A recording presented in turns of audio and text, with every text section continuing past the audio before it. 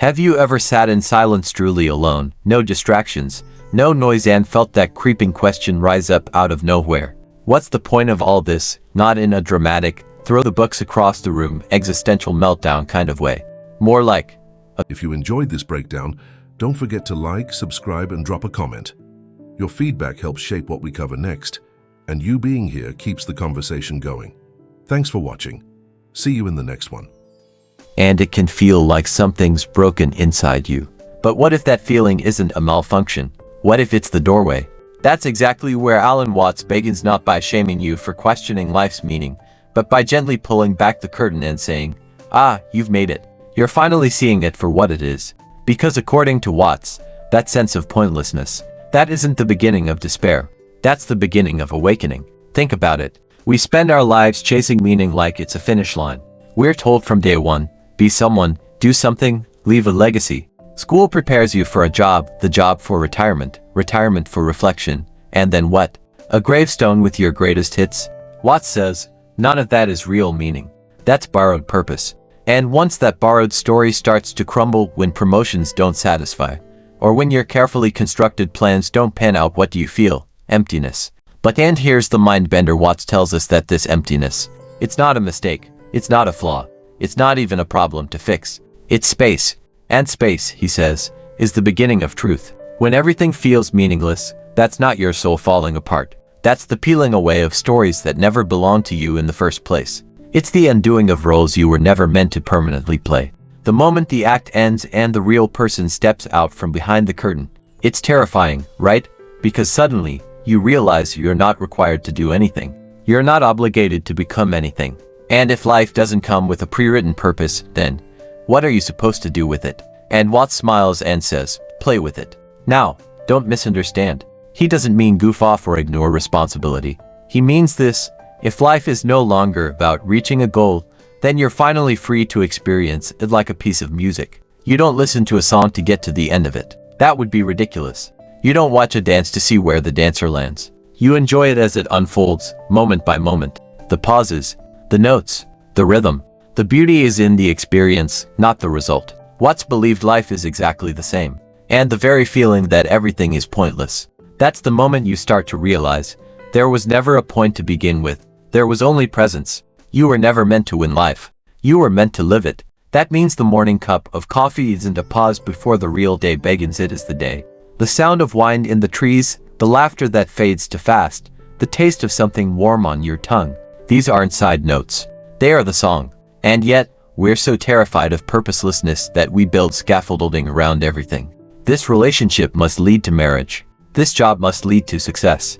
This project must mean something. But when you pull back and ask why, the answers fall apart. Because they're all pointing to something beyond the moment. Some future validation. Some distant reward. Some sense of I'll be okay once I get there. Watts shakes his head and says, you're already there. Here. Now. If you can accept that. Now, here's where things get especially beautiful. Watts reminds us that impermanence, the very thing we fear, is what makes life precious. Sunsets, flowers, laughter, even tears. They matter because they don't last. Their passing makes them intense, fragile, glorious.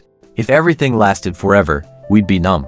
So when you realize nothing needs to last, that nothing needs to mean something to be worthy of your attention, life becomes radiant. You start seeing everything more clearly. The way water ripples in a sink, the curve of a friend's smile, the smell of something baking. This is it. This is everything. It's not a waiting room for your real life to begin. You're already on the dance floor. You always were. But don't we need meaning to be happy? Watts flips that, too. He says it's the obsession with meaning that makes us unhappy. We become so focused on trying to figure life out that we miss the fact we're already in it. We keep asking, what's the destination?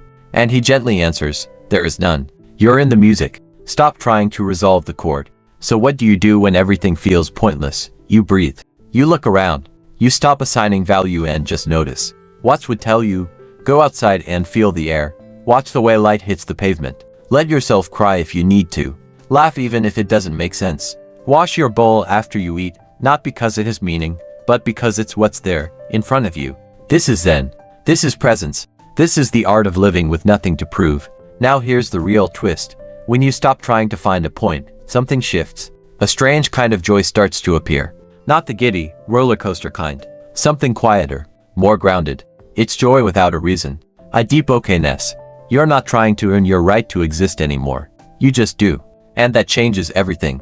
Your relationships get richer because you're not projecting expectations onto them. Your work becomes more honest because you're not doing it for a gold star. Even boredom feels different. It becomes a rest, not a punishment. When Watts tells the story of the Zen master who says, "Go wash your bowl," it's not because the bowl matters. It's because the act matters. The presence, the doing. There is no next. There is only this. And maybe, just maybe, that's not something to fear. Maybe when everything feels pointless, it's because you're standing at the edge of liberation. Not collapse, not despair. Freedom. Because when you don't need life to mean something, you're finally free to live it fully. So the next time that feeling creeps in, the weightlessness, the question, the ache in your chest that asks, what's the point? Don't run. Don't panic. Take a breath. Look around. And remember, you're not broken. You're waking up. Life has no point. And that's what makes it beautiful. So, you've arrived at that place. That strange, silent place where the noise dies down and the usual stories stop working. Maybe you were grinding through your job, building that perfect relationship, planning your future with all the right checkboxes ticked, and then, one day, you woke up and thought, wait, what am I even doing this for? You tried shaking it off. You scrolled. You shopped. You made another list, booked another thing, told yourself this is just a phase. But it didn't pass. It lingered. That low hum of why. That quiet sense of, if nothing matters, why do I keep pretending it does? And here's where Alan Watts grabs you gently by the shoulders and says, good. You're finally starting to see clearly. Because most of us don't want to admit it, but we're terrified of pointlessness. We're terrified of stillness, of emptiness, of sitting in a room with nothing to accomplish and no one to impress. Because if we stop moving, if we stop chasing, if we stop trying to make it all matter, won't it all just collapse? But Watts leans in and says the opposite. He says the collapse. That's the beginning of peace. Because what you're really collapsing is the illusion. The illusion that your life needs a mission statement. That your worth is tied to achievements. That there's a scoreboard somewhere tallying up your impact. And when that illusion falls apart, when you realize you're not here to win life but to live it, it feels like free fall. It feels like losing your grip. But maybe that's the point. You were never supposed to grip life in the first place. You were supposed to float with it, drift in it, dance through it. Watts compares life to music, because music doesn't go anywhere. You don't play a symphony just to hear the final note. You're not waiting for it to arrive. The beauty is in the way it moves, the way it surprises you, the tension and release of each unfolding moment. And life? Life is that song. We've just been taught to treat it like a train ride to somewhere better. You know, that constant pressure to make something of yourself. It's baked into everything. School, work, even art. The idea that you must become something, leave a mark, change the world, define your legacy. But what if all of that is just one big human performance? What if the flowers outside your window aren't trying to be meaningful? What if they're just being? And that's what Watts offers, not nihilism, not despair, not nothing matters so do whatever, but the complete opposite. Nothing needs to matter for you to live it fully. He flips the script. He says, what if life is like a child playing in a puddle? Not because it's achieving something, not because it's productive, but because it's fun. Because it's there. Because it's now. And before you roll your eyes and say, well, that's not how the real world works, take a second.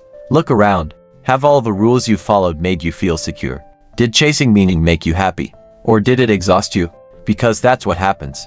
You chase goals. You meet them. And then, there's another goal. And another. And another. And it never ends. Watts calls it the trap of becoming. Always becoming something else. Something more. Never just being. But when that trap breaks, when you finally sit in the middle of your so-called meaning crisis, you realize something wild. You're not lost. You're here. Fully. Totally. Actually here. No longer chasing. No longer faking. No longer outsourcing your purpose to some imaginary future. And from that place, the world starts to look different. You're walking down the street and you notice how the sunlight hits the sidewalk. How the breeze rustles your sleeve. How the person next to you on the train exhales and it fogs the glass just so. It's not flashy. It's not profound. But it feels like something. Something real. And the best part, you didn't have to earn it. You didn't have to win anything. You just stopped trying to make it more than it is. Watts talks about Zen monks doing the most mundane things: sweeping, folding, washing bowls. And people always ask, but why are these tasks so sacred? because they're done with total presence. They aren't trying to get through it to get to the good part. The good part is the sweeping. The good part is the bowl. We miss this constantly. We rush through breakfast to get to work, rush through work to get to the weekend, rush through our lives waiting for the grand payoff. But Watts whispers, "This is it. There is no future arrival, no hidden trophy. The joke," he says, "is that you're already what you're trying to become. You don't need to assign life a higher purpose to justify its beauty. The beauty is in its unjustified existence. It just is, and that's enough." It's not about sitting cross-legged under a tree all day humming in enlightenment. It's about noticing how the light shifts in the afternoon. It's about laughing so hard you forget what you were stressed about. It's about doing your dishes slowly, not because it matters, but because you're alive. You have hands. You have water. That's amazing. This isn't delusion. This is awakening. And that feeling of pointlessness, that was your soul detoxing from all the fake meanings it had been swallowing for years. Here's where it gets even better. Once you stop needing life to mean something, you become more capable of love, of art, of kindness. Not because you're trying to be good, but because you're finally free to give without expecting anything in return. You become more playful, more honest, more present, because you're not trying to build a monument to yourself anymore. You're just here, with the people you love, with the air in your lungs, with this moment. Watts calls it liberation. And it's not philosophical fluff. It's practical. It changes how you wake up, how you speak to strangers, how you forgive people, how you forgive yourself. You stop carrying the pressure of doing life right. You just do it. You laugh. You cry. You mess up. You try again. You fall in love. You let go. You eat toast. You sit in traffic. You drink tea. You feel the ache in your back. You breathe. And all of it matters. Even if it doesn't mean anything. Especially because it doesn't. That's the secret. So next time that big, scary emptiness shows up, the one that says, "None of this matters," don't fight it. Invite it in. Let it show you what's behind the curtain. And when it does, smile. Because now, you're free. Free to live. Free to be. Free to let go of needing life to mean something so you can finally feel it for everything it is. Alan Watts didn't tell us how to fix life. He showed us how to stop trying. And maybe, just maybe, that's when we finally start living. Now tell me, what does it feel like to not need a reason? To live without a point? Drop your thoughts. Let's sit in the stillness together. And if this spoke to you, share it. Someone else might be right on the edge of that same awakening, waiting to hear that it's okay to let go. Because when you finally stop searching for the meaning of life, you just might realize you are the meaning. So you're here, not just reading words, but feeling them, sitting with them, letting them soak into that restless place inside you, the place that's tired of pretending that life is some epic quest where you earn happiness like a paycheck. Because by now, something's probably settled deep in your chest, something hard to admit but impossible to ignore. You're exhausted by the search. Not because you're lazy, not because you're cynical, and definitely not because you failed. You're exhausted because you've been chasing a finish line that doesn't exist. A point, a purpose, a plot twist that never quite arrives. And Alan Watts, in all his cheeky zen calm, leans in and says, "That's the joke. The punchline is that life was never a riddle to be solved. It was a play, a game, a song, a dance. It wasn't about anything. It just was. And maybe that's what hurts the most. Realizing you've spent years, maybe your entire life, building your identity on blueprints someone else handed you. Chasing careers because they were respectable. Pursuing relationships because they were goals. Measuring your worth by how much you could produce, how much you could accumulate, how well you could play your part. And then one day, that part doesn't fit anymore. The role starts to feel itchy. The lines stop making sense. The applause doesn't feel good the way you thought it would. That's the moment most people panic. But Watts, he laughs. Not mockingly. Lovingly. Like someone who's seen behind the curtain and wants you to join him there, not because he has the answers, but because he knows you don't need any. He says, "Of course it all feels pointless. It's because you're finally free. Free from the treadmill of becoming. Free from the tyranny of should. Free from trying to turn your life into a resume or a legacy or a grand philosophical thesis. Because what if none of that is required? What if your life doesn't have to add up to anything? What if it's allowed to just be? What if being fully present in a single moment, watching the rain slide down a window, holding your friend's hand, laughing for no reason, is more than enough? Not because it leads to something else, but because it's complete all by itself."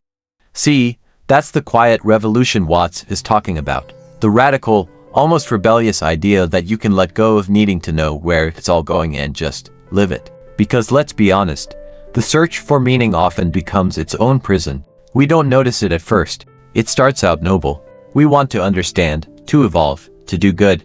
But then slowly, subtly, it becomes a burden. Every experience has to teach us something. Every setback must be redeemed. Every success has to mean we're getting somewhere. And when things don't add up, when tragedy strikes or boredom hits or nothing seems to change, we spiral. But what if there's nothing to spiral away from? What if life doesn't have a secret moral? What if it's more like art? You don't look at a painting and say, but what's the point? You don't watch a sunset and demand it explain itself. You don't hug someone and ask, what's the strategic value of this interaction? You just feel it. You just live it. And yet, we forget to treat our own lives the same way. We take everything too seriously, too literally, too urgently. Watts flips that on its head. He invites you to see your life not as a project, but as a performance. Something playful, ephemeral, beautiful because it's brief. He reminds you, nothing lasts. Not joy, not sadness, not you, not even the stars. And that's not meant to depress you, it's meant to liberate you. Because if nothing lasts, then nothing can truly be wrong for long. If nothing is permanent, then even your confusion, your doubt, your lostness, is just a passing weather system. You don't need to solve the fog. You just wait, watch, walk through it, let it roll by. And while it does, maybe make a cup of tea, maybe watch the birds, maybe cry, maybe laugh, maybe do nothing, because all of those are enough. Even the doing nothing. Watts isn't telling you to become detached from the world. He's not saying quit your job or renounce all ambition or stop trying. He's saying stop trying to make it all significant. The flower doesn't bloom to prove a point. It just blooms. Thanks so much for watching. If you made it all the way to the end, you're officially part of the small percentage of people who don't just click away, and that means a lot. Before you go, I'd love to hear from you. Drop a comment below and tell me your thoughts, your ideas, or even what you'd like to see next. I read every single one of them, and your feedback genuinely shapes the direction of this channel. If you enjoyed the video, tap that like button. It tells YouTube this content is worth sharing. And if you haven't already, hit subscribe and turn on notifications so you don't miss the next upload. We've got more exciting videos coming, and trust me, you'll want to be here for them. This channel is just getting started, and your support helps it grow faster than you realize. Thank you again for spending a part of your day here with me. Stay curious, stay motivated, and as always, take care of yourself. Until next time, I'll see you in the next video.